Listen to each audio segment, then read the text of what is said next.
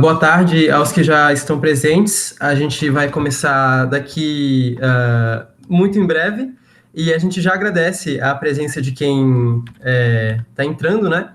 E solicitar que permaneçam os convidados com o microfone desligado, assim como a webcam, para facilitar a apresentação, né? Então a gente só vai esperar mais alguns instantes e em breve nós começaremos.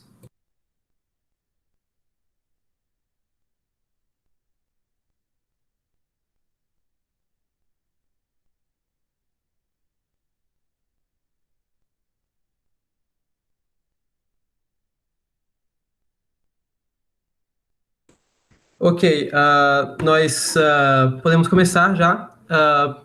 Por acaso, o Abelhão já se encontra presente? Olá, sejam bem-vindos e bem-vindas para a apresentação de Esterros no século XVIII e XIX. A gente está aqui com o Enzo Gotardo, eu, Vitória Bilhão e o Vitor Prates, junto com o Viegas, o coordenador do nosso projeto. Nós somos do LIO, Laboratório de Imagem e Oralidade Franklin Cascais, do IFSC Campus Florianópolis, e a função do LIO construir e conhecimento das ciências humanas e distribuí-los para a comunidade. Agora eu passo a palavra para o Vitor. Então, tratando especificamente do nosso projeto, que se situa no LIU, o nome dele, propriamente dizendo, é Construção de Conteúdos e Instrumentos Didáticos para o Ensino de História de Santa Catarina, etapa 2.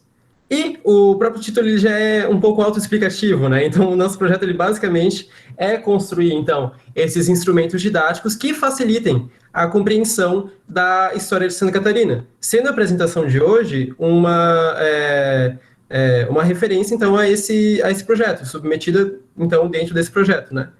E a própria apresentação, ela é baseada em um artigo que se encontra já na sua finalização e que diz, então, respeito a esse projeto. E o apresentador dessa palestra de hoje vai ser, então, o bolsista Enzo Gotardo, também do Laboratório de Imagem e Oralidade, né? E a apresentação em si, ela vai tratar a respeito dos viajantes do século XVIII e XIX que vieram aqui para Florianópolis e, a partir dos relatos deles, perceber, então, os protagonistas da ilha e a relação entre eles e seu meio, né? A partir desses relatos que a gente vai poder perceber, então, a relação entre eles e o seu meio. A gente pede que, se vocês tiverem perguntas, vocês, então, coloquem ela no chat, embora a gente só vai respondê-las ao final da palestra, né? E peço que o Enzo, eu passo então a palavra para o Enzo Gotardo, e se ele tiver alguma observação a mais, por favor, que fique à vontade para dizer. Opa, boa noite a todos e todas. Olá, Vitor, Vitória. Agradeço-lhes, né, por me passarem a palavra, por apresentarem inicialmente. E é como vocês disseram, né, como o Vitor e a Vitória disseram, eu faço parte, junto com eles, do Laboratório de Marginalidade, que é criado à UFSC. E nossa pesquisa também, então, se desenvolve aí em torno desse projeto que é coordenado pelo professor Viegas. Eu vou estar apresentando, então, agora para vocês a partir de slides, para que seja possível que todos vejam, então, aí esses pontos que nós temos para mostrar. Um pouquinho.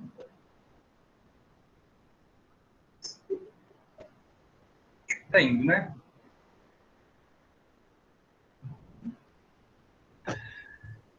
Tá tudo certo? Estamos visualizando, Enzo. Que bom.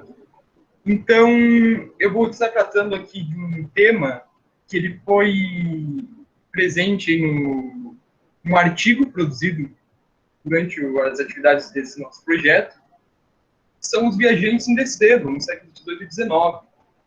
E, mais especificamente, então, a imagem, a ideia e a paisagem que esses viajantes eles vão produzir, construir, a partir dos seus preceitos, e seus paradigmas trazidos consigo, né? Todos eles vindos da Europa. Esse artigo, ele teve início, então, a ideia dele se deu quando nós estávamos fazendo algumas oficinas, alguns trabalhos a respeito da paisagem urbana aqui em Desterro, no século, na verdade, em todo o século, mas a gente escolheu esse recorte. E percebemos que esses viajantes eles trabalhavam muito com essa questão de paisagem, ideário, e como nós podemos, então, ter uma análise externa, né, dessa e da época, dessa ilha e dessa vila de Desterro. E, bom, inicialmente, quem são esses viajantes, né? E, bom, principalmente são marinheiros, são pessoas que estavam ali naquele navio por algum motivo não muito importante para a história real. Por exemplo, capitães enviados em missões oficiais por alguma nação, eles vão passar por, no século XVIII e XIX, é extremamente importante enviar navegações, embarcações, aí que cruzem o mundo. E esses capitães, eles vão estar escrevendo, e às vezes os relatos são feitos, eles são publicados na Europa pelos próprios capitães, mas muitas vezes são feitos por pessoas que estão apenas no navio com alguma outra função. Por exemplo, cartógrafos, engenheiros, que estão ali para garantir que o funcionamento da embarcação, que o funcionamento daquela navegação e daquela expedição se dê conforme os pré-definidos.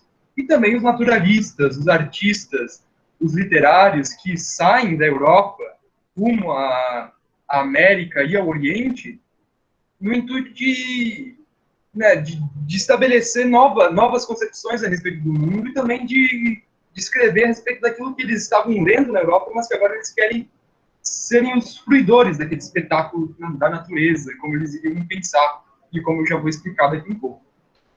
Quais são os motivos dessas expedições?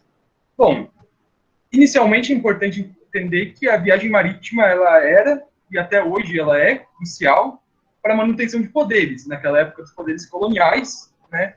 A metrópole ficava na Europa, e as colônias elas não eram regidas por líderes independentes. Então, enviar embarcações, enviar comitivas para essas colônias é extremamente importante para essa manutenção do poder.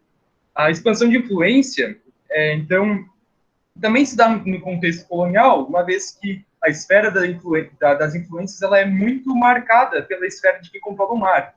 Então, enviar expedições marítimas aí para as costas distantes é importantíssimo para você demarcar o seu poder e a sua influência, seja ela comercial, militar, política, enfim.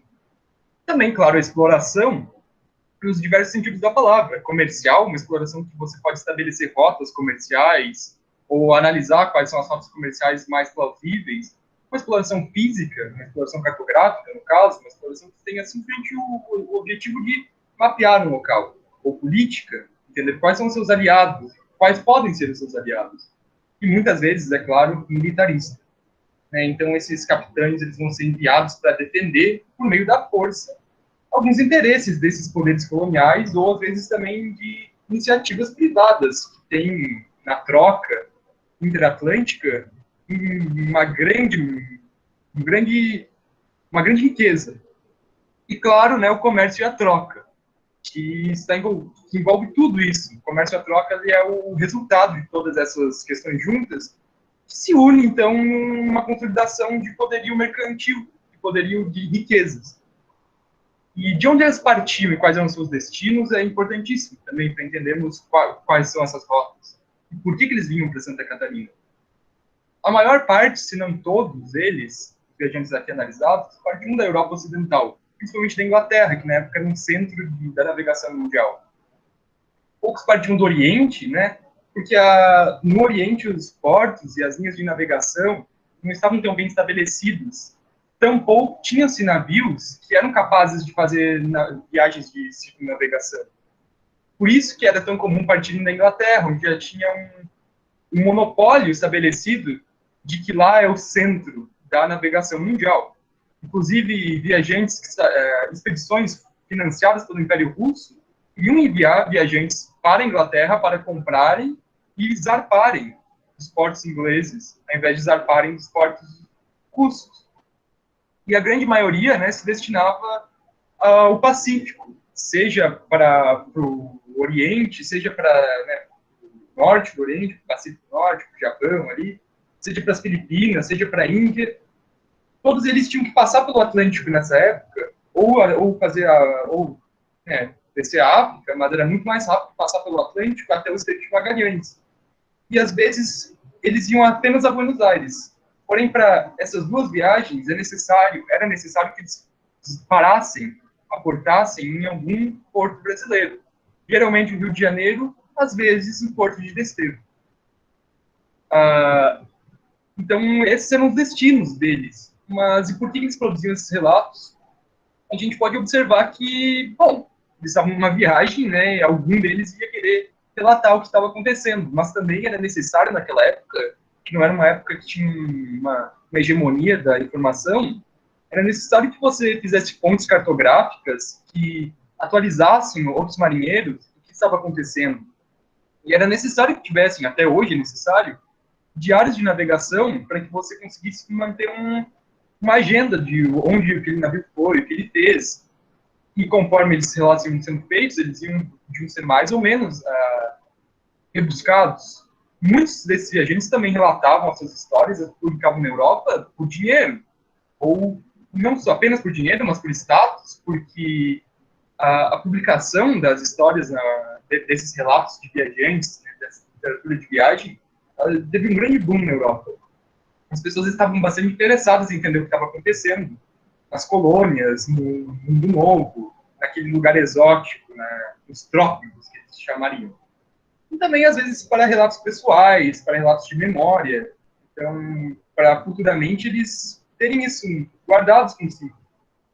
E também, mais especificamente no caso de cientistas ou de pintores, eles iriam fazer relatos escritos, escrevendo cenas que posteriormente poderiam ser pintadas para a publicação como pintadas ou engravadas, enfim, para a publicação como um álbum de desenhos, um álbum artístico, ou também como um álbum de história natural, né, que definisse, então, determinadas espécies, fizesse a taxonomia ali.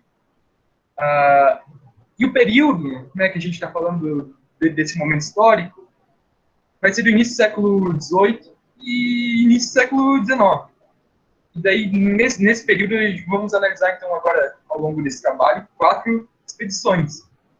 São mais ou menos, assim, um período de tempo entre elas mais ou menos simétrico. O Précy, que é um francês, ele veio para cá em 1712. O George Amundsen, um britânico, em 1745, veio para cá, né? O Krusenstern, que faz parte de uma expedição, que a gente vai ver depois, em 1803, e Kotzebue também, que é o líder de uma expedição, que vem para cá em 1830. Então, vamos analisar 2 relatos, né, individuais, e depois vamos analisar uma expedição como um todo. Em termos históricos, o que está acontecendo no mundo e no Brasil?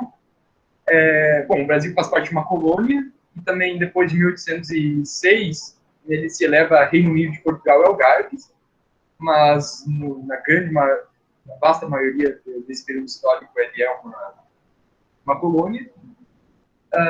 A fortificação da ilha, nesse período, o Tratado de Madrid, aliás, mais do que o tratado, mas há o Tratado de Madrid ali no final do século XVIII, e com isso conseguimos, então, perceber o que está acontecendo na geopolítica do Sul, que é os 7 povos das missões são, no Rio Grande do Sul, eles acabam tendo uma guerra ali, e a ilha de Florianópolis, Santa Catarina, é tomada pelos espanhóis. Anteriormente a isso, ela já tinha sido fortificada com esse medo. Mas é isso que está acontecendo, né, nesse período. Ela é retomada pelos portugueses alguns anos depois, e no sentido de o que está sendo, qual é o pensamento do momento, o romantismo está começando a entrar em moda no início do século XIX, no fim do século XVIII também, em algumas vanguardas da Europa. E nós estamos tendo, então, essas expedições científicas no início do século XIX, no fim do século XVIII também, que tem o objetivo de entender o mundo com o método iluminista e com o método científico que foi proposto ali no fim do século XVIII, XVII e no início do século XVIII. Qual é o espaço urbano, então, dessa ilha? O que esses viajantes veem? Aqui, aliás, né? vamos definir, então, esses períodos de tempo que vocês podem ver. Inicialmente, vão ser poucas casas, vai ser uma ilha menos habitada. E as pessoas que estão habitando ali, elas não têm contato tão próximo entre si. Então, é poucas casas, muita natureza, claro, né? E a ilha de Anhatomirim, ela serve como um entreposto político. A casa do governador vai estar na ilha, apesar de não ter a fortificação ainda. Apesar também, é claro, de ele também ter uma residência no centro da vila.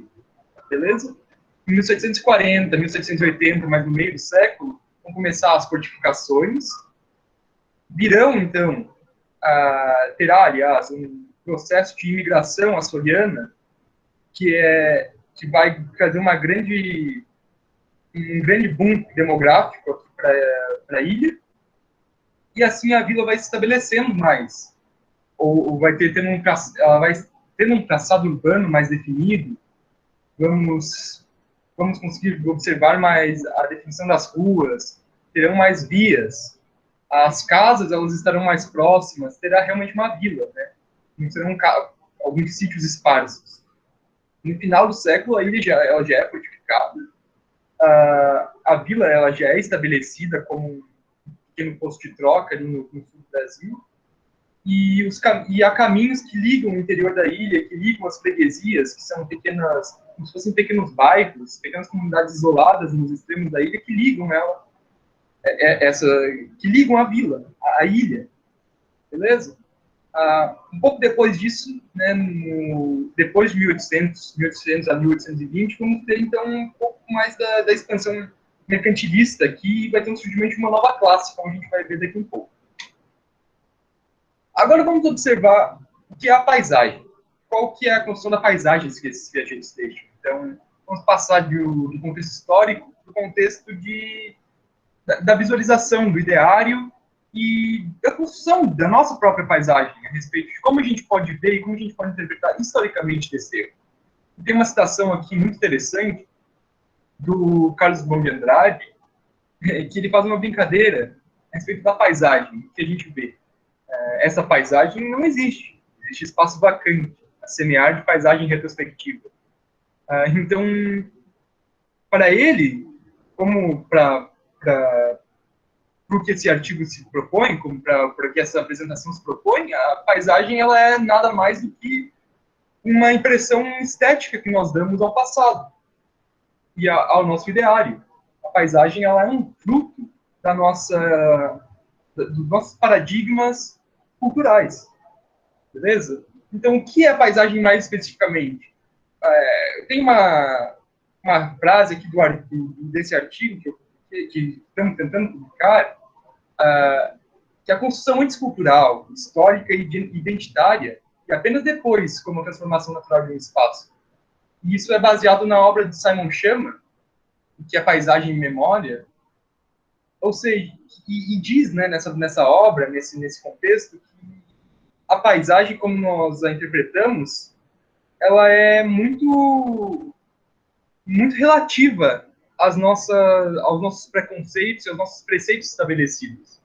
Então, isso é importante ter em mente antes de a gente analisar o que esses viajantes estão deixando. Ela é a aplicação de conceitos, práticas, ideias e preconceitos sobre uma realidade possivelmente diferente do que de fato existiu. Então, o que nós estamos fazendo agora também, analisando essa paisagem que eles deixam, nada mais é do que um exercício também de construção de paisagem, e de um exercício de individualismo.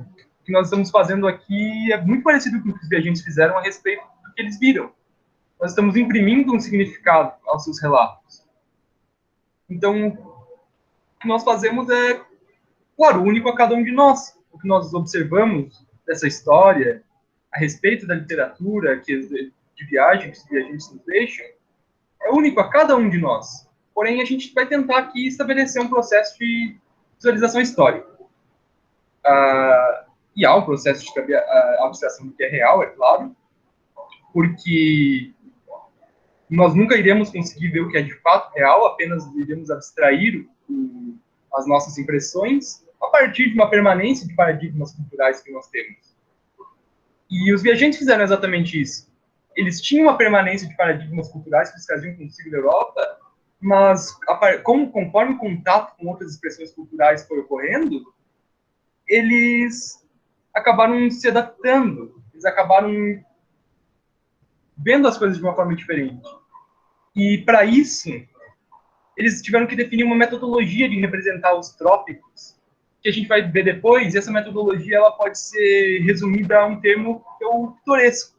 A gente já vai ver sobre isso também. O primeiro viajante que a gente vai tratar, a fotinho dele ali, é o Amédée François Fézy. Ele veio para cá em 1712, ele era um francês, engenheiro militar, e ele foi enviado para a América, inclusive para o Pacífico, né, para o oeste da América, para construir fortalezas no Império Espanhol colonial, beleza? Só que ele passou aqui na ilha de Florianópolis e ele deixou um relato para a gente. O relato dele foi assim: basicamente, não existiam muitas coisas consolidadas aqui. Não existia um comércio consolidado, não existia uma vila consolidada e não existia uma segurança consolidada. Os moradores locais eles estavam sujeitos a diversas intempéries, tanto naturais quanto também ataques.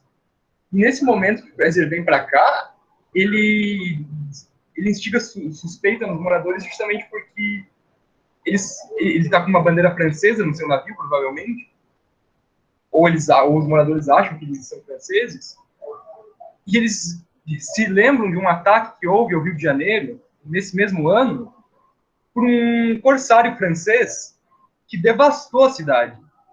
E por medo de acontecer a mesma coisa com a ilha, no caso com a vila de Desterro, esses viajantes, eles fogem, esses moradores fogem para o interior, deixam as casas deles desertas. E o Fraser, ele observa isso e ele acha interessantíssimo. Ele tenta explicar o que acontece. E então ele não se depara inicialmente com os moradores, ele se depara com um deserto. Só depois que ele vai ter um contato, o primeiro contato dele vai ser com o governador, e daí ele vai entender a situação. E mais para frente ele diz que os moradores são, na verdade, muito amigáveis, inclusive vão todos os dias lá trocar víveres com eles. Víveres são aquelas coisas que eles carregam no navio para longas viagens, né? Limão, escorbuto, água, comida. Então há uma troca, mas nada muito estabelecido ainda nessa época, não. E tem uma citação aqui bem interessante, que eu acho que marca um pouco isso. Quando ele fala que é uma floresta contínua de árvores, sempre verdes, com 12 ou 15 sítios dispersos aqui e acolá à beira-mar, as pequenas enseadas fronteiras em terra firme. Os moradores que ocupam são os portugueses, uma parte de europeus fugitivos e alguns negros.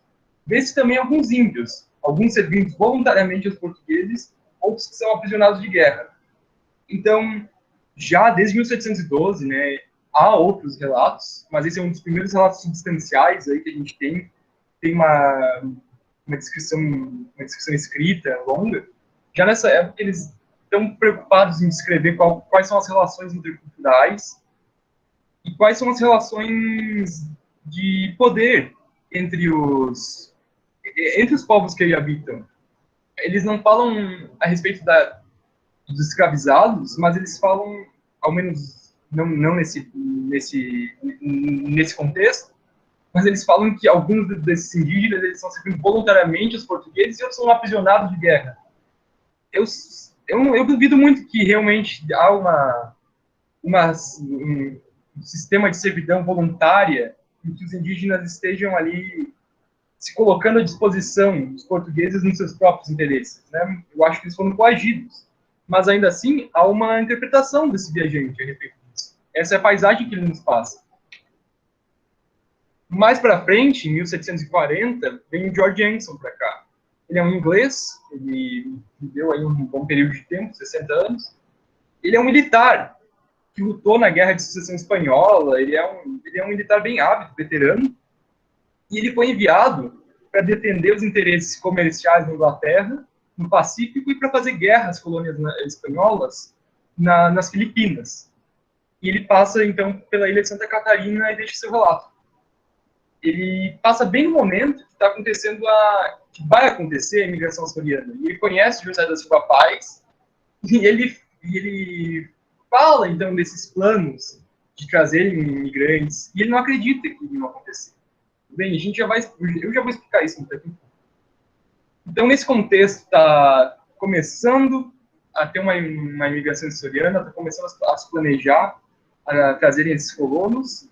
O José da Silva Paz, ele era o governador aqui da província de Santa Catarina, e sob a tutela dele houve um plano de fortificação da ilha. Só que o Anson, ele tem uma imagem um pouco diferente do que os livros históricos no passado do José da Silva Paz. E é bem legal ter uma interpretação a respeito disso. Outra coisa interessante é que ele fala do clima insalubre, das matas espinhosas, da neblina. Então ele faz a ilha de Santa Catarina parecer um lugar realmente bem... a ilha do King Kong, assim, né? Ele faz parecer uma coisa... não é tão tropical ainda, não é tão exótico. É interessante ver como esses avanços literários vão acontecendo aos poucos. Daqui um pouco a gente vai ver como um clima insalubre não é mais clima insalubre. Como as matas espinhosas se tornam matas floreadas. É interessante observar isso. No sentido comercial, o Anson ele disse que os preços são realmente muito altos. Ele explica que o José da Silva Paz ele é cheio de esquemas. Ele é um legítimo corrupto. Ele aumenta os preços justamente porque ele sabe que esses viajantes estão precisando de víveres. E ele bota guardas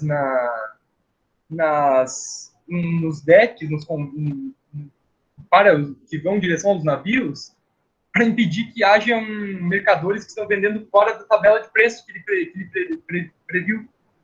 Além disso, o que é muito interessante é que Portugal e Espanha estavam com conflitos nessa época.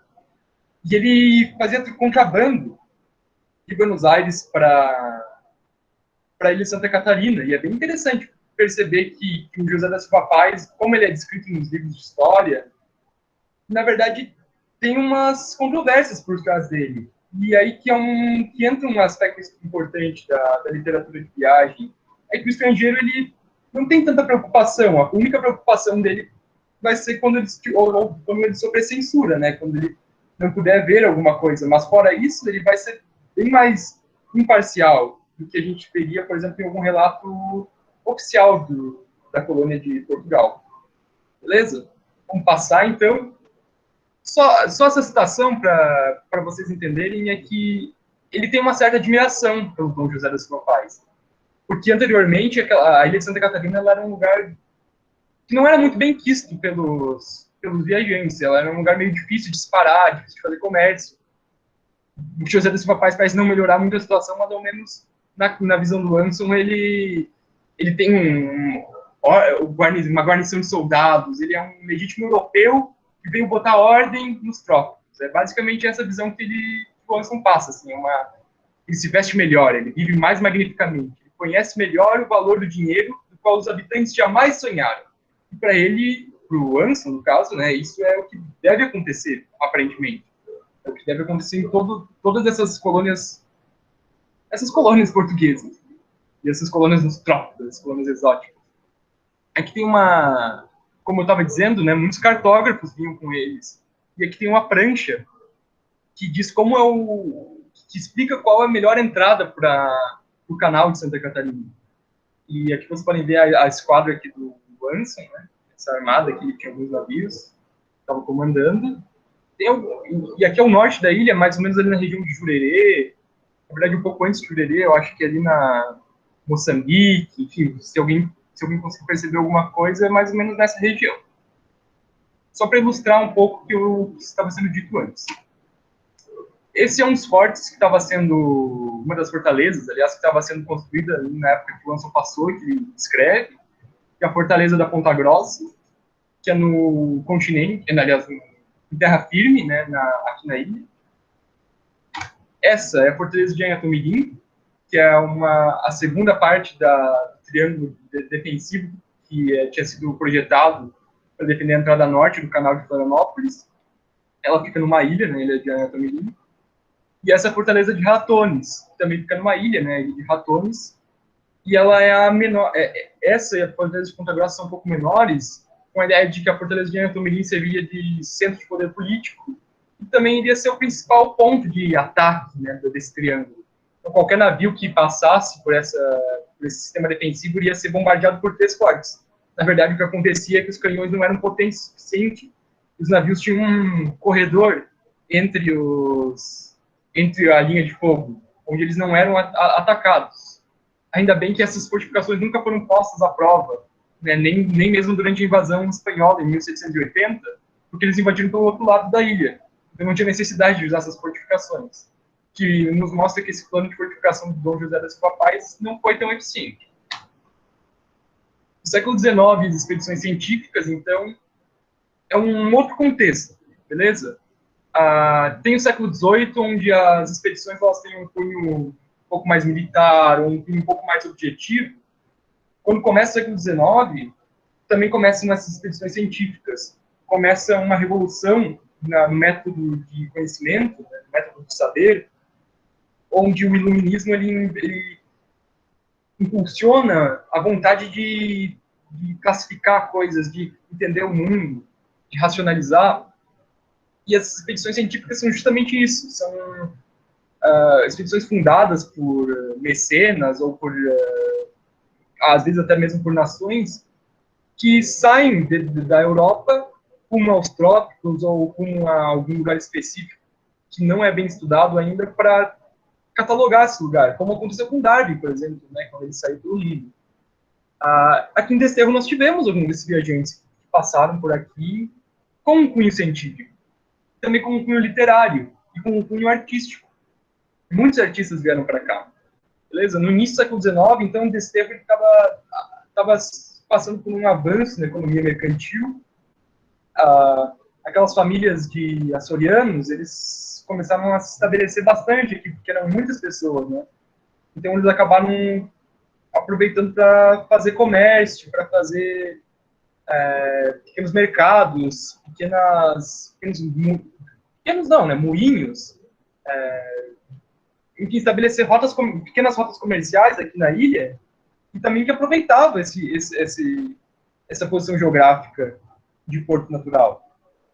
Então, há um estabelecimento de uma nova classe de mercadores que disputa o poder com a classe militar do século XVIII. Eles têm um conflito de interesse, um conflito de poderes. É interessante perceber que o século XIX ele muda tudo.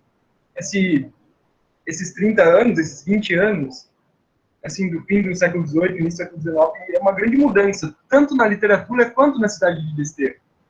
Há uma intensificação muito grande das atividades portuárias, porque o Desterro, cada vez mais percebe-se a importância da posição geográfica da ilha. Há um avanço urbano e cultural da cidade muito grande, porque, bom, claramente houve um boom demográfico, né? E os viajantes, eles refletem um pouco isso. E também refletem as mudanças europeias. As observações dos viajantes têm cada vez mais a ser observações de natureza individual. Então, eles acabam se preocupando menos em descrever quais são as posições geográficas das ilhas. Eles querem descrever mesmo o que eles veem, o que eles acham legal, o que eles gostam, por que eles estão ali, porque eles são cientistas, artistas. Então, eles estão interessados nesse sentido, né? E eles têm muito mais facilidade para fazer isso nesse momento. Então, você vê como está tudo muito ligado a essas duas mudanças europeias e coloniais, porque Desterro, então, agora tem estradas, tem edifícios, tem mercados, tem lugares que eles podem estabelecer uma estadia mais longa. Também tem guias, tem pessoas que estão dispostas, que conseguem falar em outras línguas, a levar os viajantes para o interior da ilha. Eles não estão mais dependendo de comitivas oficiais do governador, que restringe a passagem deles para a ilha. Então, isso é bem interessante, porque Desterro já está se marcando como algo que merece ser contado individualmente. Nesse momento também tem um fluxo de imigrantes, navegadores, que vão passar por aqui, imigrantes ingleses, irlandeses, franceses, que não são necessariamente ibéricos, né? E eles vão estar passando por essas redondezas, vão estar ficando por aqui, saindo de navio, entrando em navio. É uma região bem portuária. Então, os viajantes eles vão ter contato com mais nacionalidades aqui também. E muito interessante, os viajantes eles vão conforme a economia vai avançando, o sistema econômico colonial, que era o sistema escravista, ele também vai se tornando mais preponderante. E os viajantes eles conseguem perceber mais nitidamente as tradições, o modo de vida, as formas de saber, de falar, de viver dos africanos escravizados, que foram importadas da África e moldadas perante a sua condição de escravizado. E eles ficam chocados, eles ficam marcados com isso. Eles, sabe, para os viajantes que saem da Europa pela primeira vez, ver o sistema escravocrata é muito marcante. A maioria deles vê isso com bastante nojo, sabe? Com bastante dificuldade de entender quais são os fins por trás disso. E a grande maioria deles julga, realmente, né, reprime as práticas excessivamente violentas, mesmo eles estando inseridos no contexto da época, eles percebem quão violento é esse trato aos escravos, porque na Europa não existia um sistema como existiu no Brasil colonial, um sistema onde a economia unicamente dependia da mão de obra escrava. Então, para eles é um grande choque. Uma expedição que relata bem essa troca do século XVIII para o século XIX, que retrata bem esse momento histórico no Desterro, é a expedição russa, que está bem no início do século XIX. Né? Então tem esses três carinhas aí, com nomes bem diferentes. É o Adam von Krusenstern, o Uri Lisiansky e o George von Lansdorff. Beleza? Vamos passar, então. O Adam von Krusenstern, ele é o capitão dessa expedição. Ele é um almirante da Marinha Russa. Essa expedição foi financiada, né, pelo czar da Rússia. Então eles escolhem o Krusenstern como almirante, como uma pessoa que é importante o suficiente para estar encarregada dessa expedição de médio e grande porte. E o objetivo dessa expedição é estabelecer relações diplomáticas com o Japão e manter o comércio de peles na região do Pacífico Norte. Só que para isso eles têm que passar pela ilha de Santa Catarina, porque eles precisam passar pelo Estreito de Magalhães. Então vamos ver o que o Krusenstern fala dessa ilha. Ele fala inicialmente, provavelmente porque foi o primeiro lugar que ele parou, da Vila de São Miguel, que é uma vila que fica no continente, ali na BR-101, na beira da BR-101 atualmente, né? Vocês podem ver a vila ainda existe resquícios. E a descrição que ele diz dessa vila é uma pequena vila, uma localização muito pitoresca, de uma bonita cascata, a água, que é excelente, levada por canos do tamanho de arroz, raramente usado. O único inconveniente é a distância. Basicamente, esse local, né, não tinha sido, nunca foi estabelecido uma vila ali, de fato. Essa região, ela era um lugar em que tinha essa cachoeira, esse rio, que desenvolveu uma atividade econômica, que levou eles a fazerem um moinho para processar o arroz, e também que tinha canos que conseguiam ir até o navio. Então, com esses canos, eles faziam assim, eles pegavam grandes barris, que usavam de lastro, inclusive, nos navios, para eles não balançarem muito, não caírem abaixo d'água. Eles pegavam esses grandes barris e enchiam de água. E era muito útil ter essa, para beber, né, no mar, uma viagem de 15 ou 60 dias, e era muito útil ter essa vila com esse moinho, porque eles podiam pegar canos e levar até o navio. Eles não precisavam ficar carregando de carrinho de mão ou de mula até o navio pequenos barris, eles podiam encher tudo de uma vez. Então, a Vila de São Miguel tem um papel bem importante antes da industrialização da região. Ele fala que existem mais ou menos 500 homens na guarnição, né? Ele é um militar, então provavelmente vai estar bem interessado nesse aspecto. E ele comenta que Krusenstern fica extremamente interessado com a situação econômica daquele, fica indignado com os maus tratos econômicos, como ele diz, de Portugal perante Desterro. Desterro, assim, para ele era utopia comercial, tinha tudo para dar certo. E a única coisa que dava errado era a iniciativa de Portugal. Eles não deixavam na visão de Krusenstern, tá? A metrópole portuguesa impedia de haver um lucro, de haver uma iniciativa menor aqui em Florianópolis, em Desterro. E ele fica indignado com isso. Ele diz que até os homens da guarnição são mal pagos, mas que são bem fardados. E bem fardados é uma uma característica bem comum aí nesse relato, porque o linho de Florianópolis, o linho de Desterro, ele era muito elogiado, não só o linho, mas o algodão, principalmente, né, que não tinha uma produção tão excessiva de linho, mas mesmo assim ele era bem elogiado. Principalmente o algodão, a maior parte dos viajantes diziam que era um dos melhores que tinha aqui, e que todo mundo andava muito bem trajado, sabe? E para eles era uma coisa muito importante, né? A forma como uma pessoa anda trajada, se uma pessoa tem calçados. Naquela época, calçados era uma coisa cara, roupa era uma coisa cara. E porque não existia a fábrica têxtil, né? Todo mundo tinha que fazer as próprias roupas à mão. Então, para eles observarem quão bom esse tecido é bem interessante. Então, existem mais ou menos 2 ou 3 mil pessoas vivendo na vila. Lembrando que também existem as freguesias, né, nos extremos. Existe a freguesia do Ribeirão da Ilha, a freguesia de Santo Antônio de Lisboa, né, no norte. Atualmente elas ainda existem ali, né? São bairros agora. E a construção da Igreja dos Mercadores ali, que é aquela igreja... desculpa, eu não me lembro o nome do santo agora, mas é uma igreja que fica no centro, né? Uma das 3 igrejas do Pentágono Central, das 3 grandes igrejas ali. E nessa época está sendo construída essa igreja. E ele fala, ele é de um país que uma parte do país é protestante, e a vasta maioria do Império Russo ali é ortodoxa. E os portugueses, eles são católicos, e para o Cruz Lacerda é muito engraçado que não há um hospital, ou, na visão dele, um prédio útil, mas há a construção de mais uma igreja. E é bem interessante ver esse contraste cultural e religioso, de um ortodoxo, provavelmente, com um católico. Para o Cruz Lanterna, por exemplo, você pode observar o clima. Para ele diz que o clima é saudável, o solo é fértil e há valiosos produtos, né? Vocês podem ver, tá escrito, tá certinho, agora não tem mais aquela coisa ali aparecendo.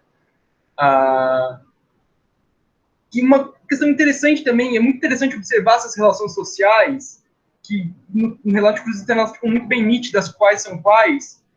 Ele fala dos nativos, do povo aqui em Santa Catarina, apesar de estar numa ilha que impossibilitava muito contato, muita da hostilidade, da belicosidade inata ao europeu em questão ao indígena, porque eles viam o indígena como parte de algo a ser vencido, está separada pelo canal do mar, né? Mas mesmo assim, no continente, ele diz que o povo está exposto aos ataques dos nativos, que inclusive aconteceu durante a estada deles ali. Talvez tenha acontecido mesmo, talvez tenha sido uma exageração, não? Ele tenha exagerado simplesmente para algum efeito estético. Porém, na visão do Cruz Lanterna, não é algo que realmente tenha uma importância significativa no modo de vida, porque eles apenas pilham e levam o gado, segundo o Cruz Lanterna. Provavelmente porque a vila realmente está na ilha, né? Não tinha uma ponte, né? Essa descrição do Cruz Lanterna, e essa é uma gravura feita por um dos tripulantes daquela expedição, que mostra Desterro, que o Cruz Lanterna botou no livro dele, que mostra Desterro aí em 1803. Se vocês observarem aqui onde está a seta do mouse, né, eu acho que vocês conseguem ver. Bem no meio, tem a construção da igreja, dessa nova igreja. Aqui, logo abaixo da catedral, da grande igreja, né, desse prédio com duas torres, essa grande casa com várias portas é atualmente o Palácio Cruz de Souza, que na época era a moradia do governador. Esse forte aqui é o Forte Santa Bárbara, né, que agora fica coberto por terra, não está mais na água, né, por conta do aterro, feito no século XX, que fica perto do Terminal Velho. E aqui é uma ponte, a Ponte do Vinagre, que está na desembocadura de um rio, onde atualmente é a Ponte Ercílio Luz. Eles encanaram, né, esse rio e fizeram a ponte, não, né, a Avenida Ercílio Luz, em cima desse encanamento. O outro viajante Perdão, Enzo. A gente pede que, quando possível, você conclua, então, a sua fala, para a gente abrir para o momento de perguntas, tudo bem? Agora, obrigado. Ok. De nada. Bom, o outro relato dessa expedição, eu realmente já está concluindo aqui, né? Já chegamos no século XIX. Outro relato dessa expedição é o do Leviziansky. Ele é um oficial da Marinha Imperial Russa. Ele é capitão de um dos navios dessa expedição. Ele deixa uma tabela com preços, que é muito interessante para a gente analisar quais eram as trocas da ilha. E ele faz uma observação bem importante que reafirma, então, aí as questões culturais, que são os festejos natalinos, que eles passam o Natal aqui, onde os escravizados eles recebem uma folga, digamos assim, e eles também festejam esse feriado católico, esse feriado cristão, e para todos os viajantes dessa expedição causa bastante estranhamento, tá? E muito legal para o Liziansky, esse festival reflete uma distinção de humanidade dos senhores. Na visão dele, é uma troca de favores, onde o senhor ele libera o escravizado. E é muito interessante que, na medida que eles não estavam acostumados com o sistema escravista na Europa, eles não estão nem um pouco desacostumados com um sistema de classe muito rígido e com um sistema de que, sim, o escravizado ele tem o seu lugar, eles justificam a escravidão muitas vezes. E também muito interessante que o Liziansky ele fala da relação dos indígenas com os africanos escravizados e que uma das histórias contadas para os escravizados pelos senhores era que os indígenas os confundiam com macacos, tá? E é muito, muito marcante observar qual é a interpretação desses dois grupos pelo grupo europeu. Que, por um lado, eles observam os indígenas como completos selvagens, e, pelo outro lado, eles não veem nenhuma dificuldade na credibilidade deles por falarem uma coisa dessas para escravizados. E o Liziansky entende que isso é uma grande mentira. Mas ele fala que isso realmente ocorreu, beleza? Aqui é uma descrição uma cena, né, desse festejo, e eu acho que a gente pode ir finalizando podemos abrir para perguntas. Ainda tem alguns comentários que podem ser feitos, mas eu acho que agora é uma hora boa para debater a respeito dessa paisagem. Se o Vitor quiser ir falar alguma coisa. Bem, então, pessoal, para quem chegou agora, a gente vai abrir então a sessão de perguntas, né? E vocês podem fazer perguntas a respeito da apresentação, como também do nosso projeto e o laboratório em que o projeto é situado, né? Então, qualquer coisa, vocês podem ligar o webcam ou ligar o microfone para fazer a pergunta, ou pode ser por chat mesmo, e daí a gente responde as perguntas na medida do possível, sim? Fiquem à vontade. Vitor, posso falar? Pode, claro, professor. Então, só reforçar, quem agora quiser, a gente pediu que mantivessem as câmeras e os microfones fechados antes, porque a gente teve alguns problemas em algumas transmissões anteriores, né, de vandalização da sala. Infelizmente não aconteceu aqui, então a gente agora se sentir motivado, pode abrir a câmera, pode abrir o microfone, para fazer a pergunta, né, e se não se sentir motivado a usar o áudio, pode também fazer a pergunta por escrito.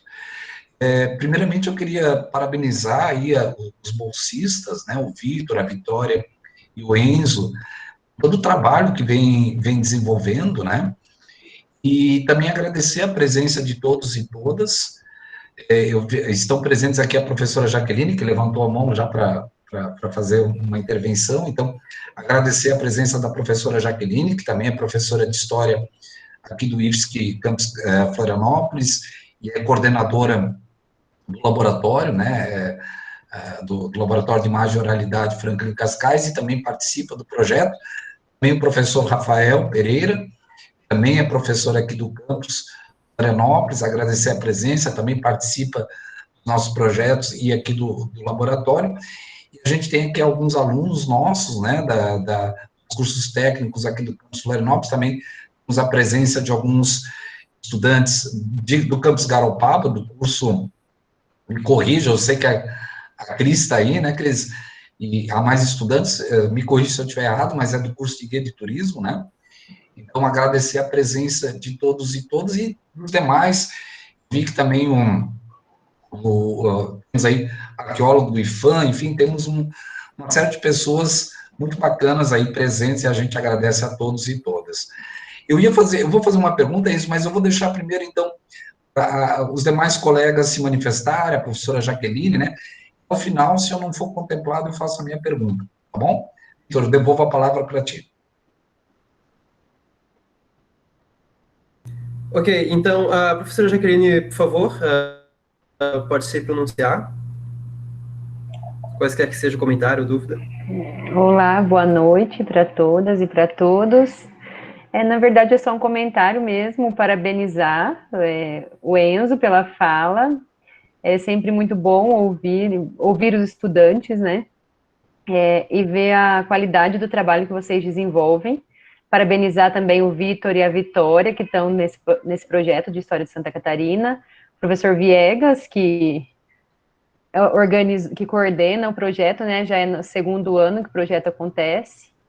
E dizer que eu fiquei muito feliz mesmo e orgulhosa de assisti-los e de ver a apresentação. Vou deixar as perguntas aí para o professor Viegas, que acompanhou mais o trabalho, e também falar um oizinho, vi que temos alunos aí do IFSC, ex-alunos também, que já foram nossos bolsistas, né? O Sandro, o Lucas, eu vi também, a Aurora também, que já foi aluna do IFSC. Ai, que bom vê-los.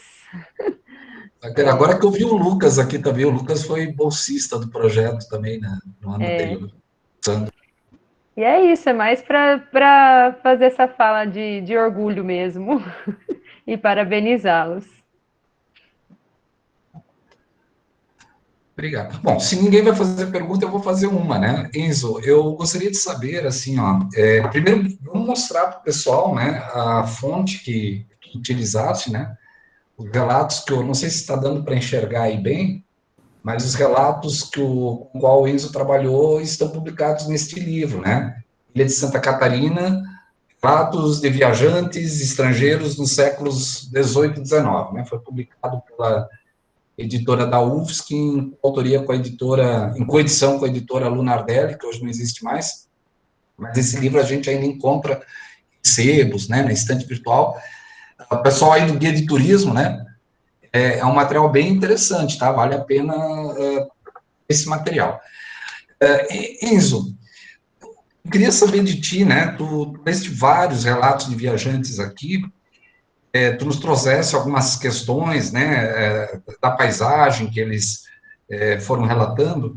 Achei muito importante tu trazer também essa ideia de que a paisagem não é necessariamente aquilo que a gente vê, né, mas é como a gente vê, como a gente vai compreender, interpretar esse lugar, e para além dos seus elementos físicos, mas também da sua organização cultural.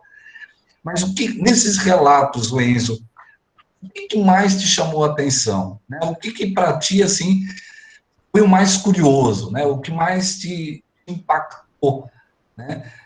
Talvez num dos viajantes, ou em mais de um viajante, mas o que mais te chama a atenção no conjunto desses relatos? Bom, Viegas, obrigado pela pergunta, né? Eu acho que o que mais me marca, como um todo, os textos como um todo, é a relação que os viajantes têm com os moradores locais. Porque, apesar de ambos sendo europeus, ou no caso dos moradores, às vezes, descendentes, há uma séria distinção.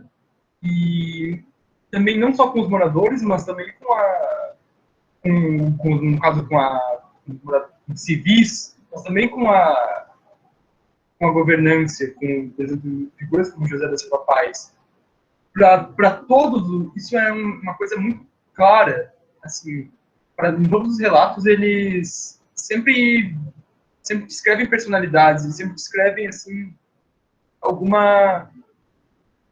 distanciamento do seu modo de vida, das suas perspectivas, inclusive, a respeito de como a vida se dá, e daquelas desses moradores. E claro que, por um lado, isso se dá devido às razões coloniais, devido ao contexto, né, da época e ao contexto do sistema. Porém, eu acho muito interessante para os viajantes. Não se pode esquecer que os viajantes eles estavam viajando, eles não estavam morando aqui, eles não estavam fazendo um relato, uma análise do modo de vida. Então, para eles sempre vai ser muito distante. É muito interessante observar como eles se esforçam para fazer relatos que se desenvolvam assim, como um diálogo, às vezes até etnográfico. O Barão de Langsdorff, né, que esteve aqui, ele inclusive depois se torna um etnógrafo. Ele faz relatos etnográficos, um etnógrafo, né? Ele inclusive faz uma grande expedição para o interior do Brasil. Então é ver qual é esse distanciamento entre os viajantes. Uma outra coisa que me chamou muita atenção, daí é bem mais teórica, é entender como a literatura está envolvida nesse relato, né? Entender como a gente consegue analisar a questão histórica e a questão historiográfica também numa perspectiva do diálogo histórico literário, no sentido de que o romantismo, as tendências proto-românticas, figuras como Humboldt e o Goethe, eles marcam muito nitidamente a literatura de viagem da época. E eles repercutem aqui em Desterro, eles repercutem na forma como atualmente as nossas definições daquela época são formadas, porque muita da historiografia do século XX se baseia nesses relatos, né? Então é bem interessante, na minha opinião, eu acho que essas duas coisas foram as que mais me marcaram. Assim. Obrigado, Enzo. E eu que agradeço. A gente aguarda, então, por mais perguntas para quem quiser fazer. E relembrando, né, não necessariamente por microfone, pode ser também no chat. E se tiver perguntas a respeito do projeto em si ou do laboratório em que o projeto se situa, também pode ficar à vontade, né? Eu tenho uma pergunta para o Enzo. Posso fazer? Por favor, por favor. Primeiro eu vou dar parabéns para o Enzo, parabéns pela palestra, cumprimentar todo mundo aí, saudades de todos vocês. Bem, então, a pergunta é mais ligando tudo isso com o presente, que é, nesse período que tu retratou, Florianópolis era uma referência portuária, né? Um dos principais portos do Brasil, provavelmente, né? E a pergunta é por que deixou de ter essa relevância, né? Não existe mais porto em Florianópolis, né? Bom, Sandra, é uma ótima pergunta, inclusive é uma coisa que eu acho sempre interessante de ressaltar. E, bom, inicialmente, em termos históricos, assim, a definição de que Florianópolis, no fim do século XIX, já estava se tornando um porto um porto de menos exportação e mais de mercantilismo interno. Então, havia, claro que ainda era extremamente importante, né, inclusive até o início do século XX, a exportação e as grandes navegações aqui, mas eles estavam muito preocupados em fazer comércio interno, em fazer comércio com as regiões próximas. Então, houve um pouco esse distanciamento do comércio mundial internacional. Também há a questão de que as propostas para Florianópolis, elas aos poucos foram se tornando outras, né? As propostas de como a vida iria se dar, quem iria morar aqui, quais eram os planos econômicos. E mais, provavelmente a questão mais importante é que dialoga com tudo isso, é que em 1914 se concluiu o Canal do Panamá. E que, por conta disso, não se houve mais a necessidade de fazer a travessia Atlântico-Pacífico pelo Estreito de Magalhães. Então, não tinha mais a necessidade de passar pela Ilha de Santa Catarina para reabastecer e para fazer tudo isso.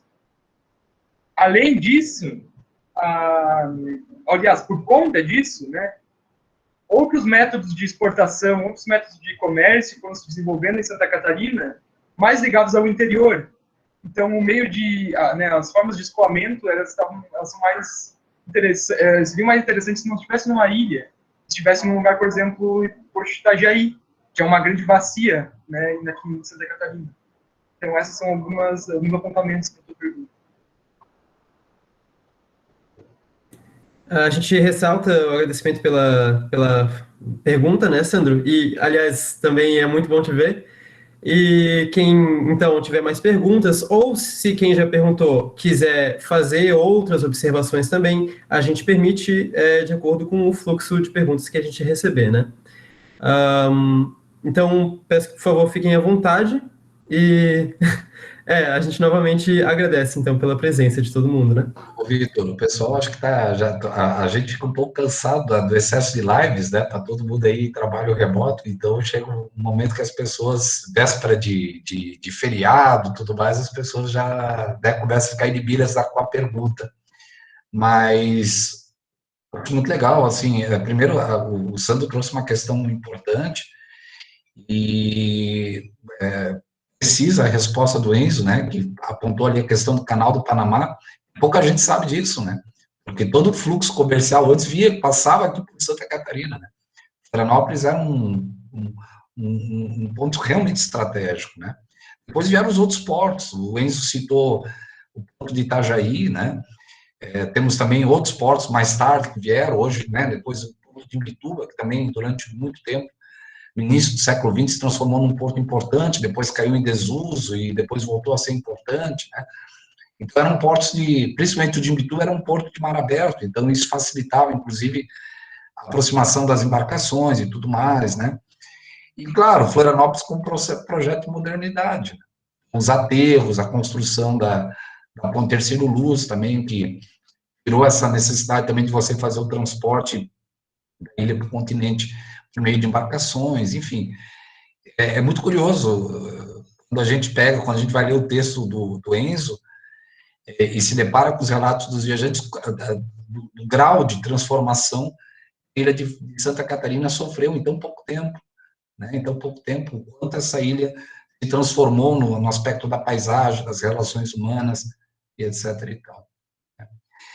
Bom, Vitor, eu acho que assim, se não houver mais perguntas ou comentários, a gente pode ir encerrando, mas lembrando todo mundo que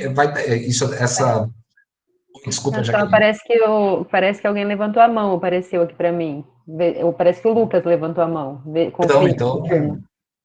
Confirma aí, não sei. Ele levantou, mas eu acho que Oi, eu levantei. ok. Não, eu levantei. Tá. Ok, então passo Oi. a palavra ao Gomes. Oi, Gomes. Oi. Boa noite. Eu queria também agradecer, parabenizar o Enzo pela apresentação e todo o pessoal do LIU pelo trabalho, pela pesquisa e tudo mais. Saudade também, assim como o Sandro, de trabalhar com vocês. Eu ia fazer uma pergunta, mas essa questão do Porto, só ressaltar que acho que, assim, Desterro não teria sido Desterro lá do século XVIII se não fosse pelo Porto, né? Só ver, assim, todas as análises que tem, assim, de como, assim, a criação do Porto foi a fundação da cidade, assim, são duas coisas que são quase ao mesmo tempo. Mas a minha pergunta, assim, a questão... eu queria ver se o Enzo ele consegue se aprofundar na visão, na impressão que os viajantes tiveram sobre os escravos que tinham aqui, porque assim, nos falam muito sobre isso, e eu gostei de ver, né, mencionar isso.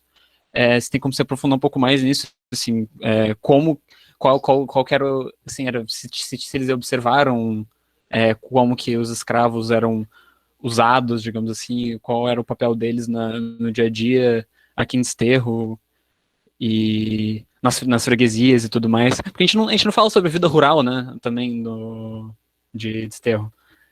Os engenhos que tinham e tudo mais, que era a maioria do território da ilha. Era esse tipo de economia. Bom, inicialmente, muito obrigado pela pergunta. Isso dá, saudades também de todos os bolsistas, o Sandro, o Lucas. Desculpa, Sandro, se antes eu cortei ali. Mas, inclusive, né, Gomes, a gente trabalhou muito essa questão da urbanização quando estava no projeto. E é muito interessante, sim, observar qual que é a relação dos viajantes com o método escravista e com as pessoas escravizadas. Porque sabe, Florianópolis, Santa Catarina, o sul do Brasil no geral, ele tem-se uma ideia de que não houve, aliás, atualmente tem-se uma ideia de que, atualmente não, né, mas até um tempo atrás houve-se uma ideia de que não havia tido um sistema tão marcante como o sistema do Nordeste, o sistema do Sudeste, na produção, no sistema de produção escravista. Porém, houve, e no nosso expediente é nítido que quase todos possuíam pessoas escravizadas, quase todas as pessoas livres possuíam. E tem um viajante em especial que faz uma discussão muito legal não, muito triste, mas muito interessante para entender esse contexto, que é o Langsdorff, quando ele fala das questões de como uma pessoa pode se dar bem na ilha de Santa Catarina. Para uma pessoa se dar bem, uma pessoa livre se dar bem na ilha de Santa Catarina, ela precisa ter 2, 3 escravos e um alqueire de terra. E com isso, ela nunca mais vai precisar trabalhar na vida. Ele literalmente fala que a pessoa nunca mais vai precisar trabalhar na vida. Então, aquela imagem de que o sul do Brasil era povoado por pessoas que trabalhavam sozinhas, ou com poucos, é muito mentirosa, né? Porque, na verdade, houveram inúmeras tentativas privadas de indivíduos para se estabelecer como senhores de escravos. E a relação também, na descrição, na literatura desses viajantes, muito interessante quando a gente observa a relação dos escravizados com os indígenas. Porque, por um lado, tem uma séria preocupação em descrever qual que é o modo de vida, quais são as condições, quais são os tratamentos dados aos escravizados. Porém, quanto aos indígenas, é muito menos a preocupação. E uma das possibilidades, uma das interpretações a respeito disso é que o africano escravizado, ele estava aqui na ilha de Santa Catarina como a principal mão de obra, como uma coisa que é impossível você transpassar, você não escrever. Ele era extremamente fundamental. E ele era extremamente marcante, aqueles tratamentos, a forma como ele como se via. O Langsdorff, ele fala que nas ruas eles deixavam os escravos nus, com as marcas das chibatas, na frente das fachadas dos estabelecimentos. Ele não diz por quê, mas a gente pode especular, por diversos motivos. Enquanto que os indígenas é uma coisa muito mais obscura. E a gente interpreta isso, eu interpreto isso, uma das minhas interpretações é que o indígena ele faz parte da paisagem, na visão dos viajantes. Né?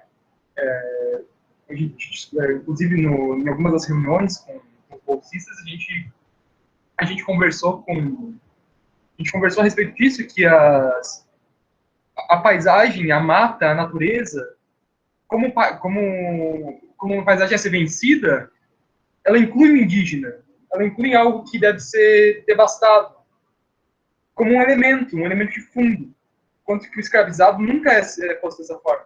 Ele é extremamente recorrente nas obras. E a historiografia que não trata disso é uma historiografia que está sendo parcial. Eu espero ter sanado todo mundo. Certo, a gente agradece a pergunta do Lucas Gomes, né? E então a gente tem uma observação interessante do professor Rafael, que fala que a ilha de Florianópolis ela foi um importante centro portuário durante a Guerra do Paraguai, né? E recomendou, então, ali no chat um trabalho de conclusão de curso que é Santa Catarina vai à Guerra, mobilização militar catarinense durante a Guerra do Paraguai, né? Do Felipe Henrique Wegner. A gente vai passar agora para um comentário da Cristiane Bossoni, que é guia de turismo em Garopaba, e depois, então, eu vou ler a pergunta do Rafael Andrade de Souza, também uma pergunta interessantíssima. Então, Cris, por favor. Olá, boa noite a todos e todas. Como eu tinha comentado anteriormente, muito bom estar aqui conseguindo enriquecer um pouco mais os conhecimentos, né? Eu estou estudando o curso de guia de turismo agora e daqui a pouquinho estou por aí também contando as histórias, né? Do nosso litoral catarinense. Então, o meu comentário, ele vem de encontro a essa próxima pergunta do Rafael Andrade de Souza. Quanto esses eventos, assim, esses encontros para apresentação de trabalhos, apresentação de estudos, o quanto isso também contribui, né, com os outros cursos, com os cursos técnicos, por exemplo, né, que não se aprofundam tanto, às vezes por falta de tempo nas horas-aula, né. Então, por mais que seja véspera de feriado, que a gente está bem lotado de evento online, o meu comentário que eu quero deixar é de agradecimento por esse evento, principalmente ao professor Viegas, que fez chegar até a gente aí esse convite, e parabenizar vocês pela apresentação, muito legal, e obrigada pela oportunidade de estar aqui com vocês. Bom, Cristiane, muito obrigado. É sempre bom ter esse feedback, né? Saber que a gente está conseguindo contribuir para o debate, para o diálogo, assim, para a gente conseguir contemplar todas essas perguntas é realmente muito bom. Obrigado.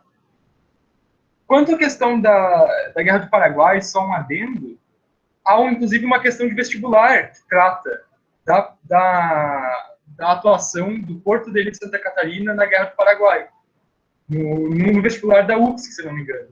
É bem interessante. Certo, então agora a gente vai para a pergunta do Rafael Andrade de Souza, que ele é técnico do Laboratório de Materiais e Solos do Departamento Acadêmico de Construção Civil, né, aqui do campus Florianópolis, e ele fala então, gostaria de saber da percepção de vocês em realizarem trabalhos de pesquisa na área de História, em uma instituição voltada para a área tecnológica, e como vocês acreditam que possa haver uma maior relação entre o estudo da história com as unidades curriculares da área técnica. Então, essa é a pergunta do Rafael. Eu passo a palavra, então, para o Enzo, né? Se ele quiser responder.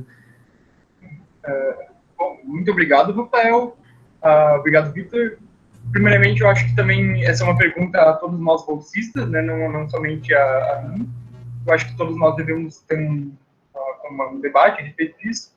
Na minha opinião, eu acho que a integração das áreas humanas no Instituto Federal aqui do campus Mauro Ramos é suficiente. Assim, ela é existente, há esse diálogo, há um debate, e principalmente porque há esses laboratórios como o Laboratório de Imagem e Realidade, né, o nosso Rio aqui, fazem essa discussão e representam a importância das áreas de humanas e das oficinas propedêuticas, do ensino propedêutico no Instituto Federal. E da percepção de que o Instituto Federal não está aqui para fazer, como eles diziam antigamente, macaco de poste, né? Está aqui para criar cidadãos que podem exercer essa cidadania. E acho que a área da história é uma das que mais dialoga com isso. Acho que seria uma dúvida. Agora, a professora Jaqueline levantou a mão, eu sei que vai ser a respeito também de um comentário em relação à pergunta do Rafael, então, por favor, professora Jaqueline, fique à vontade. Bom, eu não sei se eu vou conseguir falar muito, que agora eu levantei e abaixei várias vezes, porque agora eu estou no meu momento de mãe também, quase a hora de neném dormir, então vamos ver se eu consigo. Mas eu acho que a questão que o Rafael chama a atenção é bem importante, e como professor, eu acho que a gente tem um pouco de dificuldade em conseguir acessar as áreas técnicas, né? Eu acho que não é só uma questão da área de história, a nossa instituição a própria divisão, essa é uma percepção pessoal, né? E a gente pode pensar em outras questões a partir do que eu estou falando. Mas a nossa instituição, ela já tem um caráter bem... a própria divisão em departamentos já acaba dificultando muitas vezes a interação entre os professores de diversas áreas. A gente tem poucos momentos, né, de integração, e a gente percebe que muitas vezes essa integração acontece por interesses pessoais dos professores. Tem professores de áreas, inclusive do departamento de construção civil, né, que faz o diálogo, a gente faz o diálogo, não necessariamente nas unidades curriculares, né, porque a gente tem uma carga horária reduzida, se a gente for pensar no ensino médio, a gente consegue fazer essas interações mais a partir de interesses individuais mesmo, de professores que conseguem dialogar.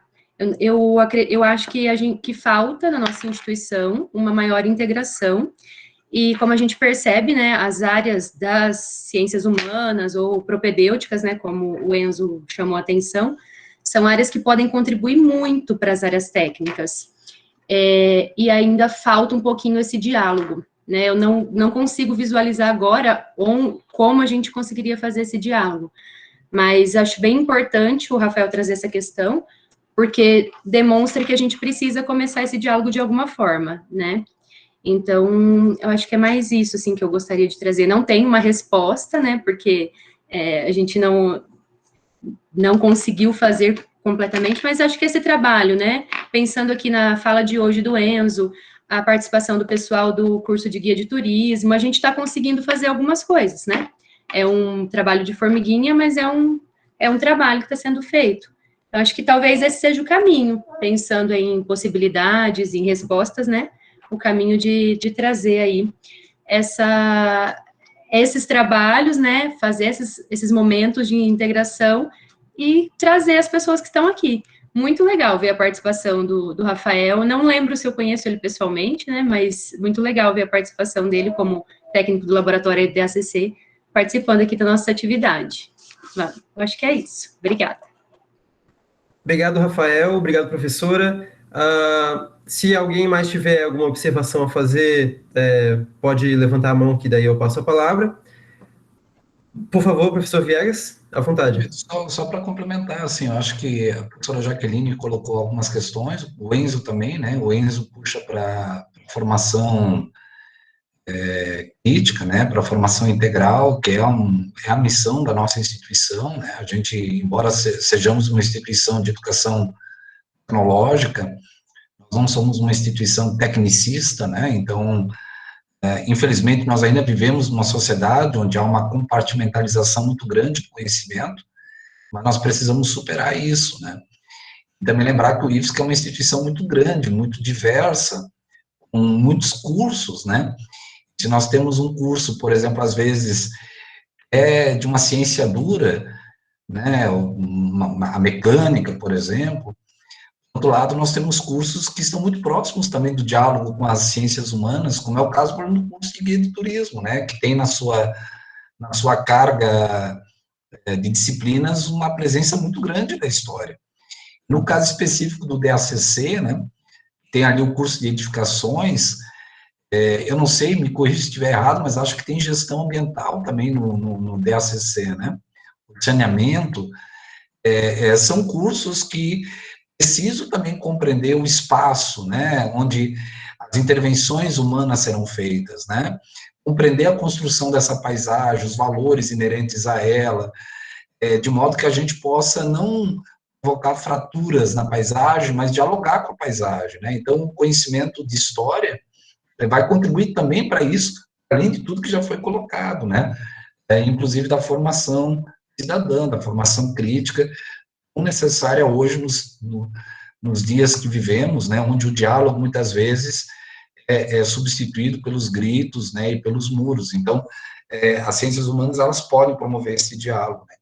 Só contribuir com isso, tá, Vitor? E agradecer também a presença do colega aqui na nossa palestra. Perfeito, professor, obrigado. O Rafael Andrade, que fez a pergunta, levantou a mão, então, por favor, Rafael, à vontade. Oi, boa noite a todos. Né, como eu falei, me chamo Rafael, trabalho lá no DACC já desde 2007. Toda a minha formação acadêmica é na área tecnológica, vamos dizer assim. Mas, apesar disso, eu gosto muito de história, até por isso que eu estou aqui assistindo essa palestra. E eu percebo, assim, por ter toda a formação na área tecnológica e toda a formação no nosso próprio campus, né? Eu sou técnico em edificações, saneamento e tecnólogo em construção de edifícios. E por gostar bastante dessa área de história, eu percebo, sim, que existe uma falta de inter-relação, né? Até por isso que eu provoquei com a minha pergunta. E por gostar dessa área de história, eu sei que existe muito conteúdo em várias áreas técnicas que poderia ter essa interdisciplinaridade, né? Então, assim, nós temos a própria história da construção civil, que ela tem mais de 3.000 anos, tem a própria história da engenharia civil no Brasil, a própria história dos materiais de construção civil, né, que se a gente for estudar por que se fazia casas de pedra, depois se mudou. Então, assim, existe uma infinidade de conteúdos que você poderia relacionar com diversas áreas técnicas, sempre puxando um assunto. Você vai falar de aglomerantes, cal, tem toda uma história, como é que aqui na ilha se usava, e a gente percebe que tem toda a ocupação do próprio território, né? Hoje a gente, assim, por que nós temos algumas regiões no centro que tem determinadas características urbanas? E aí você consegue tanto vincular com a parte de projetos, com a parte de planejamento urbano, com a parte de materiais, toda a parte de construção civil tem muita parte de geografia. Existe uma série de conteúdos, no meu ponto de vista, que poderiam, não é que vai tomar uma carga horária da área técnica. Eu vejo que hoje existe muito essa briga, né? Não vou colocar mais conteúdo porque vai roubar da área técnica. Eu não percebo isso, eu percebo que a gente consegue fazer, na verdade, casar os conteúdos. Não trabalhar extremamente, não, vou trabalhar só história aqui, vou trabalhar só material de construção civil lá. Dá sim para a gente fazer uma coisa mais casada. E eu acho que falta isso, por isso que eu, vendo vocês fazendo esse tipo de pesquisa, ali a gente mostrou, né, tem várias questões, teve o aterro, por isso que o Forte hoje não está mais envolto, né, envolvido por água. Mas por que foi aterrado? Né, tem toda uma questão histórica, mas também estrutural, que poderia ser trabalhado, e eu vejo que isso a nossa instituição deixa passar isso. Então, acho que era basicamente isso que eu queria falar, né, e mais no sentido de provocar mesmo para que se possa ter discussões que se levem a essa visão mais de relação entre as disciplinas e não trabalhar uma coisa aqui e uma coisa lá totalmente separada. Então, parabéns aí pelo trabalho de vocês. Muito obrigado, Rafael. A gente que agradece. E quem tiver uma observação ou comentário a respeito da fala do Rafael, peço que, por favor, levante a mão ou se pronuncie, que eu passo a palavra, tudo bem?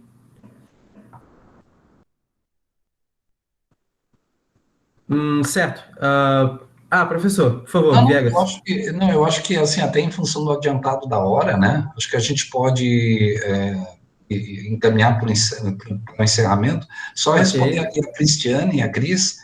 Então, o Vitor já respondeu ali, a gente vai disponibilizar o link por meio das redes sociais ali do LIU, né, no Instagram e no Facebook, mas eu também vou encaminhar depois, eu tenho contato de algumas pessoas que estão manifestando interesse aqui, então eu vou encaminhar via depois WhatsApp, enfim, eu encaminho também o link, né, a gente vai disponibilizar esse vídeo no YouTube, depois também no blog do projeto, né, que vai ficar pronto até o final de abril, tá bom?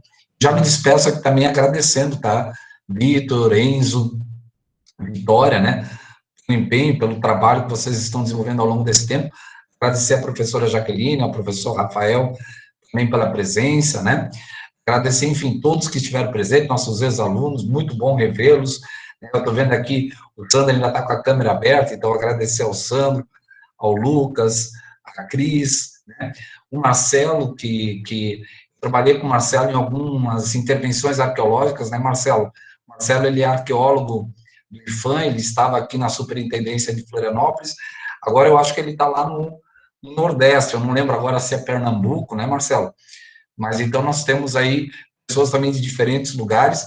Agradecer também as provocações do Rafael, que a gente comunga, Rafael, dessas preocupações que tu levantas, né? Então, agradecer e me despedir, né? E já de antemão desejar aí a todos e todas um bom feriado e um bom final de semana. Muito obrigado, professor. Eu vi que a professora Jaqueline levantou a mão. Ah, não? Ah, ok, tá. Parece que não tem, então, mais nenhuma pergunta ou observação, então a gente se aproxima, então, do encerramento desse evento, pessoal. E ressalto, né, a gente agradece demais pela contribuição de todo mundo, pela participação de todo mundo, e eu passo, então, a palavra para o apresentador, para ele tratar também sobre o encerramento, então, do evento. Por favor, Enzo. Victor, obrigado. Quero agradecer, né, a todos que estiveram aqui, que participaram, que dialogaram, que debateram. Eu acho que o mais importante de toda essa divulgação do conhecimento é realmente essa parte depois, que é o debate, né, a publicização do conhecimento e extrair o que a gente consegue contemplar aí nessas apresentações. E agradecer no geral por comparecerem, né? Também mencionar que, caso alguém esteja interessado, né, nós estaremos divulgando o artigo, o texto na íntegra, e poderá ser acessado. Para quem estiver interessado, pode mandar um e-mail, que ele é um texto mais longo, uma coisa que aborda mais aspectos da história, né? E, bom, finalizar, agradecer a todo mundo que pode estar aqui conosco. Né? Isso só, a Cris também solicitou que, se possível, encaminhasse a apresentação de PowerPoint. A gente também, né, a gente encaminha depois também, e também vai estar disponibilizado, até final de abril vai ter um site lá do projeto, a gente também vai estar divulgando isso pelas redes sociais aqui do LIU, né?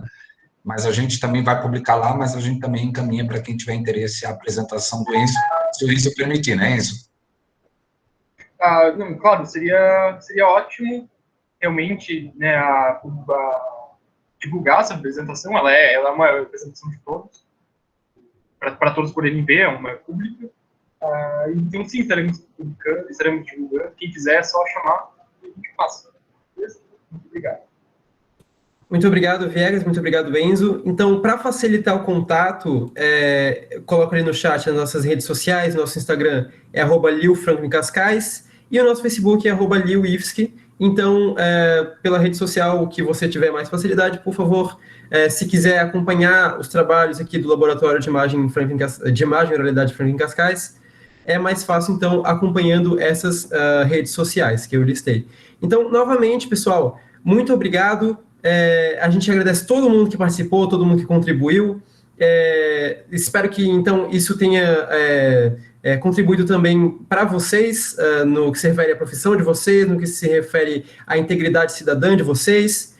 E a gente, então, encerra e fica muito feliz, então, com a participação de todo mundo. Muito obrigado, pessoal.